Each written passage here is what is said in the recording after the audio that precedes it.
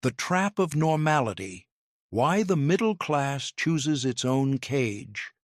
Pay attention, because most of you are operating under a belief system that guarantees your financial mediocrity. In this analysis, we're going to dissect how the desire for comfort has replaced the ambition for freedom. Most people don't have an income problem, they have a character problem. They spend their lives working to buy things they don't need, to impress people they don't like, with money they haven't yet earned. If your goal is comfort, someone smarter than you will sell you that comfort at a price that will prevent you from ever being free. The modern tragedy is that the middle class has mastered the art of appearing successful while remaining financially fragile. We watch as the acquisition of liabilities, modern kitchens, luxury vehicles, and financed vacations, is celebrated as if they were milestones of progress.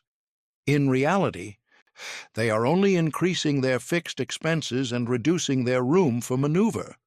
Wealth isn't measured by what you show off to the neighbors, but by how long you could survive if you stopped working tomorrow. If your lifestyle expands at the same rate as your salary, you're not getting rich. You're just buying a more expensive cage. I've seen highly qualified professionals, from engineers to doctors, trapped on a hamster wheel with marble floors. They work 60 hours a week not out of passion, but out of obligation to their creditors. They don't own their properties. Their mortgages own their time and their decisions.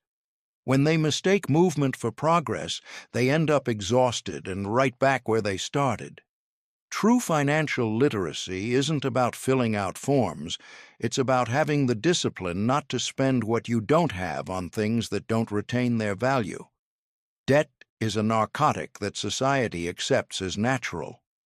We've been sold the idea that good debt exists, but for a rational person, debt is a form of voluntary servitude. Many boast about their credit history, as if it were a trophy of intelligence, failing to understand that it's merely a certificate of good conduct granted by those who profit from their interest.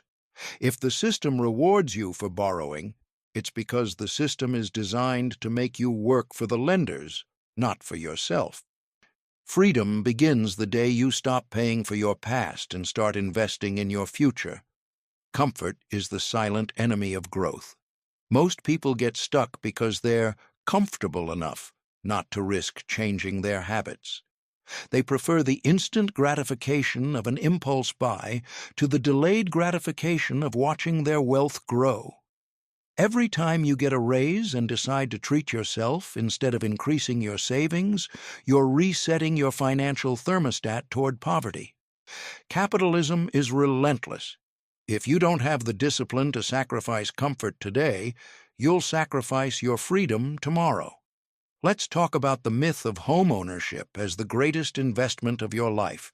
For most people, their house is simply a liability with a roof over their head, consuming cash every month in taxes, maintenance, and interest. It doesn't generate cash flow, it demands it. If you've mortgaged 30 years of your freedom to live within four walls that technically belong to the bank, you haven't made an investment. You've signed a contract. Owning property only makes sense when you can afford it without compromising your ability to react to market opportunities. Envy is the most foolish sin because it's the only one that doesn't produce pleasure. In this video, we see how the middle class competes against each other in a race of appearances where everyone loses. They buy the same phone, the same car, and the same clothes because they're afraid of being left out. True wealth is quiet and doesn't need applause. The person who lives below their means to buy assets no one sees is the one who truly controls their destiny. Status is a tax that fools willingly pay to feed their ego. Investing isn't about betting on what's popular, but about buying what's valuable. The middle class often misses out on every trend. I'm buying at the peak of the euphoria for fear of missing out. That's not strategy, it's financial window dressing. Real money is made by waiting, not by trading compulsively. If you don't have the temperament to watch the market fall without panicking, you shouldn't be investing. Patience is a form of capital that most people squander chasing the thrill of the moment. Ignorance is the highest tax there is, and it's collected invisibly. People prefer watching a TV series to reading a balance sheet. They prefer following advice from strangers online to understanding the law of compound interest. This willful blindness makes them vulnerable to get-rich-quick schemes and predatory loans. Financial education isn't optional, it's a survival tool. If you don't understand how money works, someone who does will legally take it from you. Finally, understand that being okay is the biggest obstacle to freedom. Being okay means having enough not to complain, but not enough to be independent. It's a numbing effect that keeps you working in jobs you don't like, in cities you didn't choose, following routines that don't fulfill you. Breaking the cycle requires being willing to be unpopular, to live frugally while others squander, and to prioritize peace of mind over social approval. Freedom has a price, and that price is giving up mediocre comfort, the illusion of progress, and the tyranny of invented needs. The middle class's biggest mistake is confusing increased income with increased freedom, when in practice they are often opposites. A rational person understands that financial freedom isn't achieved by earning more, but by needing less. However, most professionals fall into the trap of hedonistic adaptation. Every time their salary increases, they discover new needs that didn't exist before. The car that worked perfectly becomes old, the house feels small, and the clothes become inadequate for their new status. By automatically raising their standard of living, they negate the advantage of compound interest before it can even begin to work. They are running on a financial treadmill where, no matter how fast they accelerate, their net position regarding independence doesn't change at all. True discipline consists of maintaining a student's lifestyle while earning a surgeon's income. Then time management is the true capital of a free mind, yet the middle class trades it for objects that depreciate in value every minute. We've been taught to value tangible assets, like a designer sofa or a state-of-the-art television, but we rarely value the opportunity cost of the hours spent paying for them. If you work 60 hours a week to finance a lifestyle you can only enjoy on Sundays, you're not a winner. You're a slave decorating your own cell with luxury items. Real wealth is the ability to wake up every morning and have absolute control over your schedule. When you mortgage your future through present consumption, you're selling your time in advance to people who are far smarter than you and have their own capital.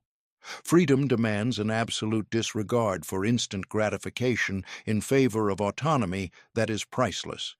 Let's talk about the pathology of social envy, which acts as an invisible and destructive tax on the psyche of the middle class.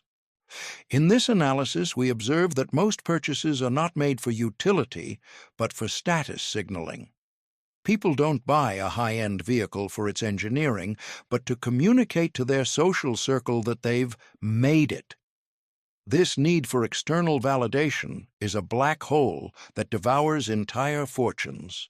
The truly wealthy don't feel the need to act like it because their security comes from control, not from the applause of strangers. If your identity depends on the brands you wear or the neighborhood you live in, you're a prisoner of public opinion. Authentic success is quiet, boring for the media, and extremely profitable. Mental independence is the prerequisite for financial independence. Without the former, the latter is simply impossible to sustain. The modern financial system has perfected the art of disguising danger under friendly names. They call leverage what is nothing more than a reckless gamble with other people's money, and they call assets goods that only generate expenses. The middle class feels clever using credit to acquire experiences or durable goods, without understanding that compound interest is the most destructive force in the economic universe. A loan is a transfer of energy from your future self to your present self, with an exorbitant fee in between. While the intelligent investor uses capital to buy other people's time, the average person uses their own time to pay off the bank's capital. There is nothing more pathetic than a highly educated person who doesn't understand the basic arithmetic of a credit card. Ignorance in this area is not carelessness. It is financial suicide committed in monthly installments. To escape these traps requires a brutal honesty that most prefer to avoid. It's easier to blame inflation, taxes, or the government than to admit you've been a fool with your personal spending decisions. The middle class loves excuses because they allow them to maintain their psychological comfort while their financial health deteriorates. If you want different results than the average person, you must be willing to look like an oddball in the eyes of society. You must be willing to drive the same car for 15 years, avoid expensive dinners, and say no to peer pressure. Wealth is built in the shadows, through persistent saving and investing in businesses you deeply understand. There are no magic formulas or quick shortcuts. There is only the iron discipline of spending less than you earn and waiting for time to do its work. The sovereignty of character and the architecture of legacy. Most men spend the first half of their lives sacrificing their health to make money, and the second half sacrificing their money trying to regain their health. The middle class, moreover, and adds to this tragedy the sin of squandering their purpose in the pursuit of illusory respectability. In this analysis, we must conclude that true wealth lies not in accumulating figures on a screen, but in acquiring operational peace of mind. This means having the ability to speak the truth without fear of financial consequences. When your expenses exceed your savings capacity, you lose the right to be honest, as you become dependent on the approval of your boss, your bank, and your clients. Financial freedom is, in its purest essence, the moral freedom to act according to your principles. If you haven't built a financial cushion that allows you to be independent of the follies of others, you are simply a mercenary of comfort. The Lollapalooza effect of human folly is most pronounced in the middle class's old age, when a lack of foresight meets biological frailty.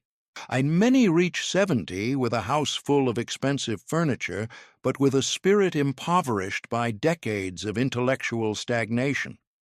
They have invested in objects that are now junk and have neglected the only engine that produces wealth, their capacity for judgment. In Berkshire, we have succeeded not because we were faster, but because we were more patient and less emotional. A man who reaches old age without having mastered his consumerist impulses is a man who has failed the basic lesson of existence. Maturity should be the triumph of reason over instinct, but for those who chose instant gratification, old age is merely a stage of regret financed by debt or state aid. There's a world of difference between being an investor and simply collecting trendy tickers. The middle class often treats investing like a video game or a dopamine rush, on jumping from one opportunity to another without ever grasping the concept of competitive advantage. To leave a real legacy, you must build a grid of mental models that allows you to ignore 99% of what's happening in the world. Wisdom lies in knowing what won't change in the next 50 years. Human nature, the law of incentives, and the importance of integrity. If you focus your energy on the immutable, your capital will grow naturally. But if you obsess over the ephemeral, your mind will become as volatile as the market. Intellectual integrity demands that you stop chasing the next big break and start valuing the consistency of boring, profitable businesses. The most valuable inheritance a man can leave his descendants is not a trust fund, but an example of applied rationality. If you give money to children who haven't learned the value of sacrifice and discipline, you're only funding their destruction on a more luxurious scale. The world is full of second-generation heirs who have squandered fortunes because they never understood the arithmetic of compound interest or the work ethic of hard work. In this video, the final lesson is that character is destiny. You must teach through your behavior that consumption is not a reward, but a cost, and that freedom is the reward for having lived a life of constant deliberation. There is no greater satisfaction than looking back and knowing that you were not a puppet of the trends of your time, but a sober architect of your own autonomy. Finally, understand that time is an unforgiving judge that accepts no bribes.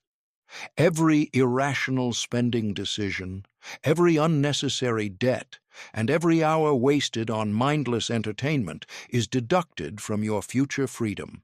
In closing, my advice is to look inward and ask yourselves if you are building a monument to your own vanity or a fortress for your freedom. Life is too short to spend being a cog in someone else's consumer machine.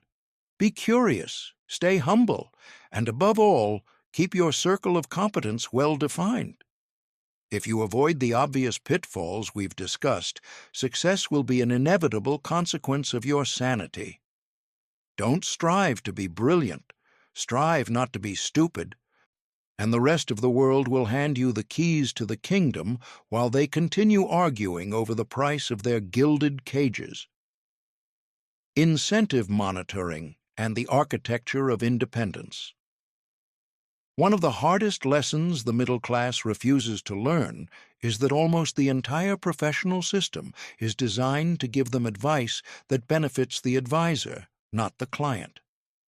In this analysis, they must apply the law of incentives with almost clinical suspicion. Never ask a car salesperson if they need a new vehicle or a banker if it's a good time to refinance their debt. The world is full of people with prestigious titles who charge fees for your confusion. True financial independence begins when you are able to analyze your needs without the interference of those who monetize your insecurity. If you are unable to understand the incentive structure of the person speaking to you, you are the perfect victim for any financial predator with a corporate smile.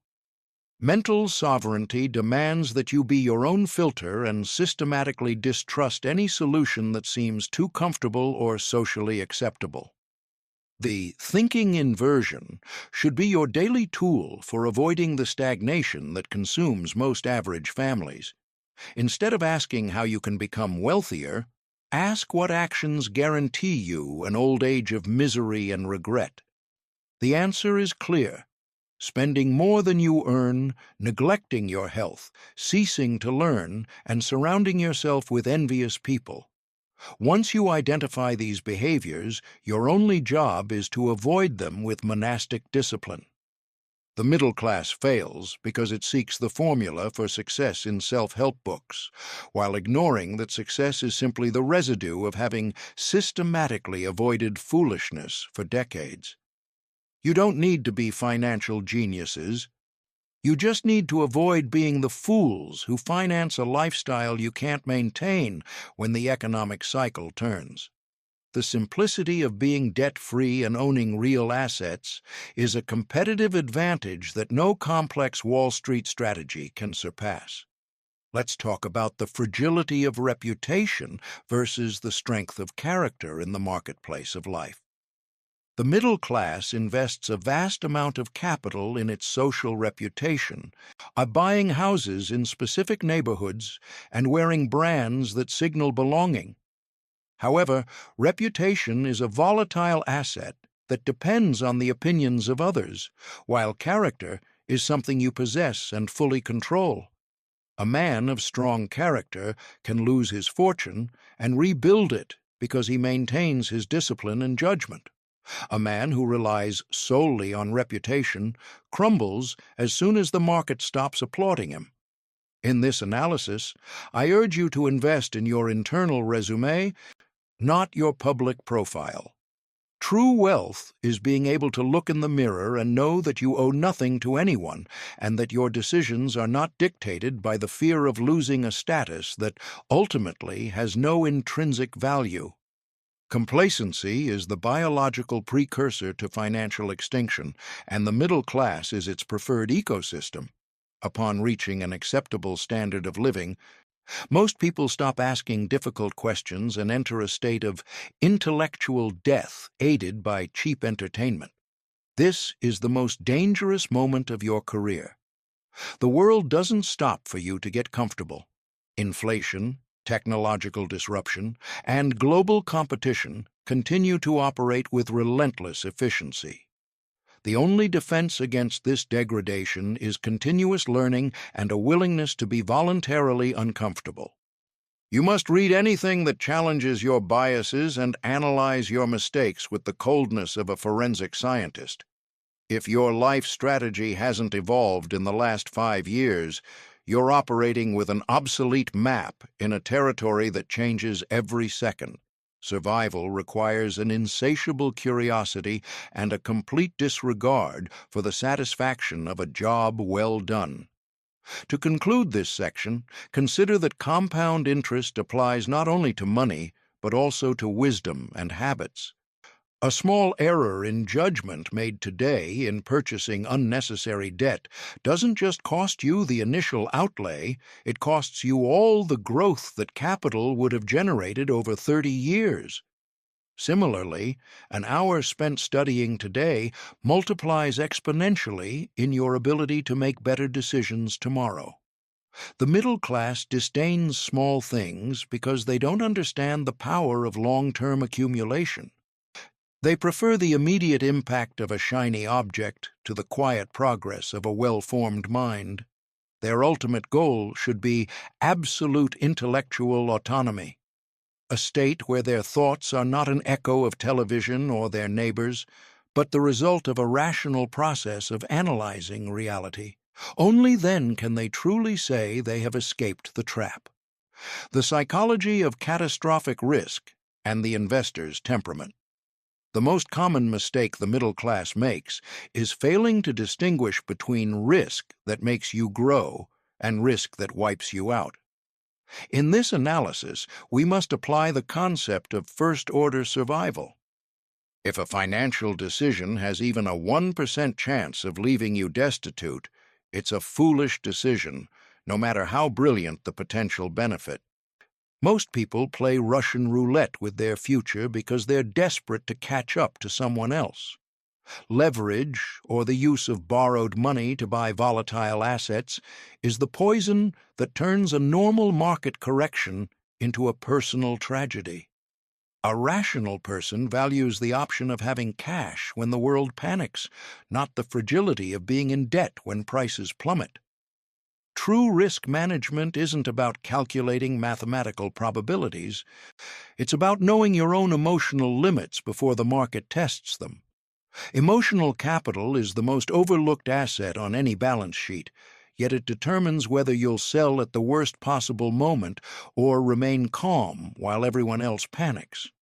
The middle class depletes its emotional capital worrying about daily fluctuations that are insignificant over a 20-year horizon. They intoxicate themselves with fear-mongering news because fear sells advertising. To protect their mental stability, they must build a system of cognitive isolation. Stop looking at hourly quotes and start looking at yearly fundamentals. If they've bought a superb business at a reasonable price, what the stock price does tomorrow is irrelevant noise. The discipline of non-reaction is what separates Berkshire Hathaway's shareholders from the speculators who end up working for us after every crisis. Let's talk about the illusion of diversification as a security blanket that often masks profound ignorance.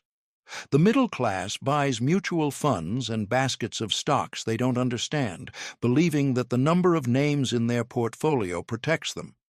Look, if you have a ship with 10 holes, it doesn't matter if you have 10 lifeboats if you don't know how to row any of them. True protection comes from knowledge, not dispersion. It's better to own 3 extraordinary businesses that you understand perfectly than 500 mediocre businesses that depend on variables you don't control. Excessive diversification is the refuge of those who lack conviction and haven't done the hard work of analyzing the facts. In this video, I urge you to concentrate your capital in what you truly understand and to accept that volatility is simply the price you pay for long-term profitability. Envy during a market crash is a pathology that can destroy decades of savings in a single panicked afternoon. When they see others getting out in time or someone making money betting against the market, the middle class feels a compulsive need to act. That's the moment they must remember that their only duty is to their own rational process. The market is designed to transfer money from assets to patience.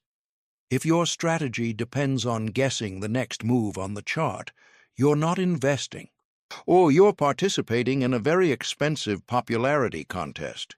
Mental sobriety consists of accepting that there will be periods when you'll look like a fool in the eyes of the TV experts. Being a weirdo with capital is infinitely better than being a penniless pop genius. The arrogance of foresight is the ultimate trap for the middle class who think they've learned something about economics. They try to predict interest rates, geopolitical movements, and election results to adjust their investments. In this analysis, I tell them that no one knows what will happen tomorrow, and those who claim to know are either lying or deluding themselves. Our advantage at Berkshire has never been predicting the future, but rather reacting rationally to the present and preparing for any past events. Financial resilience is built on assuming that disasters will occur and having a safety margin so wide that even a miscalculation won't be fatal. The intellectual humility to recognize that the future is uncertain is what will allow them to survive when the Wall Street seers are wiped out by reality. The ethics of saving and the filter against intellectual fraud. In this analysis, we must understand saving not as a deprivation of pleasure, but as an act of political resistance and personal sovereignty. The middle class lives under the illusion that consumption is a right, unaware that every debt incurred is a vote of confidence given to a system that benefits from their obedience. Saving is, in essence, buying your own freedom from the arbitrary decisions of others. When you possess accumulated capital, you cease to be an interchangeable piece on someone else's chessboard and become a player with veto power. Systematic saving is the only effective form of protest against an environment that tries to dilute your value through inflation and easy credit. Don't save what's left after spending. Spend what's left after securing your monthly share of freedom. Intelligent austerity is the armor that will allow you to navigate the market without being wounded by the arrows of predatory marketing. Detecting intellectual fraud is a survival skill that the middle class ignores out of laziness or excessive respect for academic credentials. In this video, I warn you that much of the asset management industry relies on selling unnecessary complexity to mask mediocre results. If a financial advisor uses terms they can't explain to a 10-year-old, chances are they don't understand what they're saying or are trying to confuse you to charge a higher commission. Clarity is a byproduct of mastery. Opacity is the refuge of charlatans. Apply the Skinner test to any investment proposal. Look at the incentives of the person proposing it. If they profit, even if you lose, it's not an investment. It's a wealth transfer disguised as expert advice.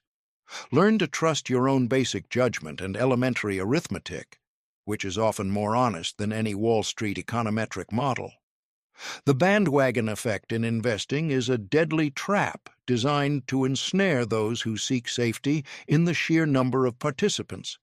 The middle class feels comforted when they see a cryptocurrency or tech stock trending across social media, and believing that the wisdom of the crowd will protect them from making mistakes.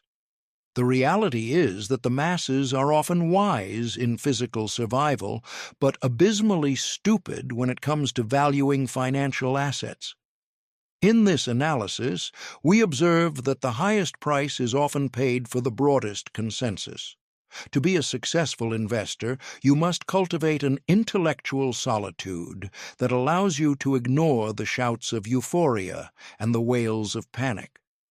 If your buying decision depends on someone else validating it on an internet forum, you've already lost your intellectual capital. The true competitive advantage is being able to think independently when the rest of the world is operating under a Lollapalooza-like effect of cognitive biases.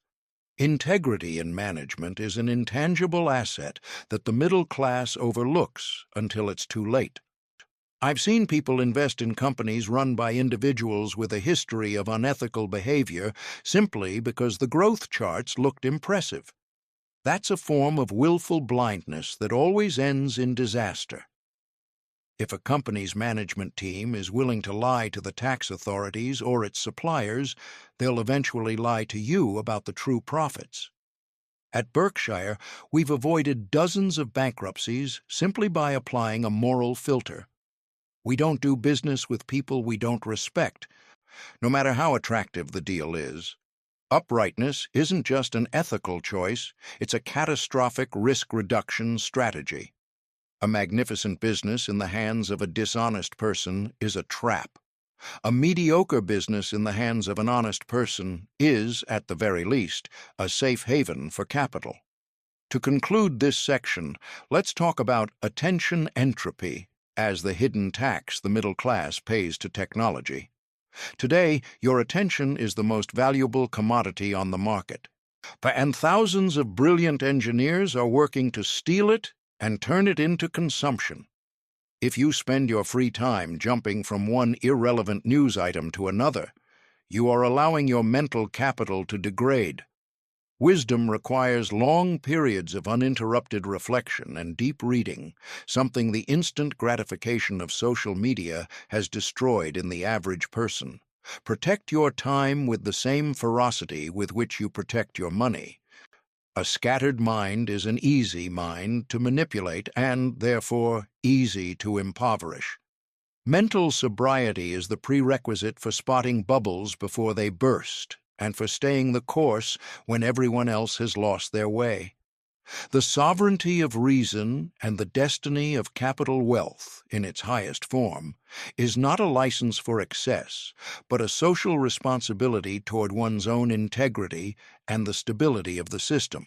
In this final analysis, we must understand that capital in the hands of an irrational person is a tool of destruction, while in the hands of a sober person it is a force for order and progress. The middle class often sees money as an end in itself to buy comfort, but a wise person sees it as a means to maintain their mental independence and help others see through the fog of self-deception. If they manage to accumulate resources, their duty is not to flaunt them, but to use them to foster rationality in a world that seems increasingly given over to collective delusion and mindless consumption. True philanthropy begins with not being a burden on society due to one's own poor financial decisions.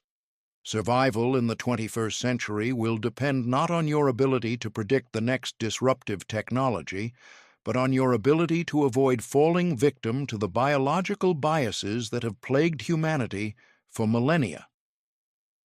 In this video, the lesson is that the digital environment has scaled envy, impatience, and stupidity to industrial levels. To thrive, you must develop a cognitive immunity to the marketing of instant gratification. The world will try to convince you that you need more, faster, and right now.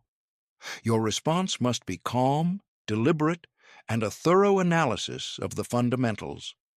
The competitive advantage of the future will not be access to information, which is already universal, but the ability to process it with a cold, dispassionate logic that ignores the noise of the angry or euphoric masses. Let's talk about the decline of judgment that occurs when initial success goes to one's head. I've seen people build reasonable fortunes only to lose them in a decade of arrogance, believing themselves smarter than the laws of arithmetic. The upwardly mobile middle class often forgets the virtues that got them there: frugality, study, and patience, and starts playing the game of the show-off rich. That's the ultimate trap of the ego. True mastery lies in maintaining the same discipline of saving and investing when you have 10 million as when you had 10,000. Compound interest is a force that requires you not to interrupt its process with a fit of vanity. If they can master their own pride, they will have won a battle that most magazine cover billionaires lose daily in the privacy of their bad decisions. Looking toward the horizon of their own lives, they must ask themselves what will remain when the things they buy today are just trash in a landfill. In this analysis, I urge them to invest in character assets: reliability, insatiable curiosity, and brutal honesty with themselves. These are the only values that don't suffer from inflation and that appreciate over time. The middle class obsesses over the resale value of their car, but ignores the depreciating value of their own mind when they stop reading and questioning the status quo. Lasting success is a marathon against one's own stupidity. If they manage to reach the end of their days with their judgment intact and their freedom secured, they can say they have lived a truly triumphant life, regardless of what the market says or the opinions of their neighbors. We conclude, then, with a final warning. The path of rationality is lonely and often tedious, but it is the only one that leads to a peace that money cannot buy, even though financial independence is its prerequisite. In this video, we have dissected the gilded cages of the middle class so you can see the bars before they close. Don't look for shortcuts, don't rely on financial miracles, and don't sell your time for trinkets. Be the architects of your own autonomy. Keep your circle of competence narrow, and your curiosity wide. Reality always prevails over fantasy. Make sure you are on the side of reality when the market presents the final bill. This has been an exercise in necessary honesty. Now, get back to the work of thinking for yourselves with a clarity that will frighten the mediocre.